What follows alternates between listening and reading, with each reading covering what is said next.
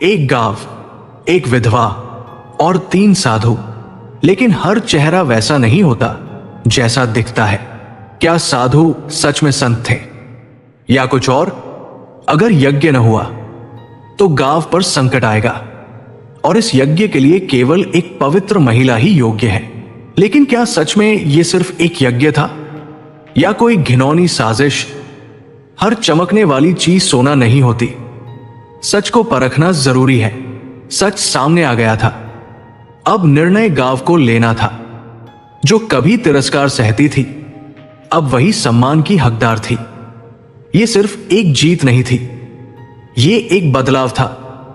क्योंकि सच्चाई को परखने के लिए बुद्धि और धैर्य की जरूरत होती है। नमस्कार दोस्तों, ये कहानी एक विधवा और 3 साधुओं की कहानी है। गांव के किनारे एक छोटी सी झोपड़ी में सुंदरी नाम की एक विधवा रहती थी। उसका जीवन संघर्षों से भरा था, लेकिन वो मेहनती और ईमानदार थी।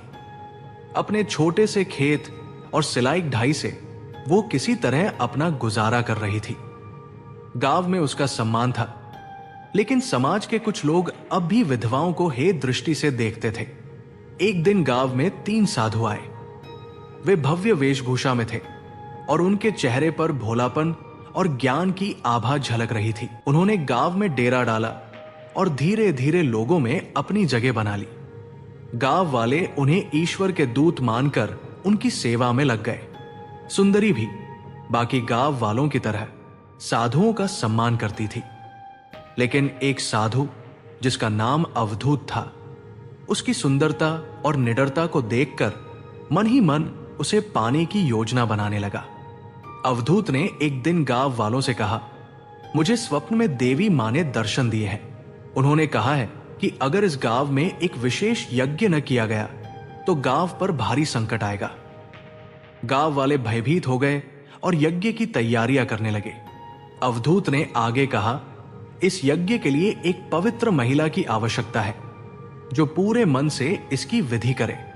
फिर उसने अपनी दृष्टि सुंदरी पर डाली और बोला, गांव में सुंदरी ही सबसे पवित्र महिला है। यदि वो ये यज्ञ करेगी तो गांव का उद्धार हो सकता है। गांव वाले सुंदरी से यज्ञ करने की विनती करने लगे। सुंदरी सीधी सादी थी, उसने मना नहीं किया और यज्ञ के लिए तैयार हो गई। यज्ञ शुरू हुआ। अवधूत ने सुंदरी से कहा, इस यज्ञ में पूर्ण शुद्धि आवश्यक है। इसके लिए तुम्हें मेरे साथ गुप्त रूप से विशेष अनुष्ठान करना होगा। सुंदरी को कुछ अजीब लगा। उसने गांव के सबसे बुजुर्ग और ज्ञानी व्यक्ति से परामर्श लिया।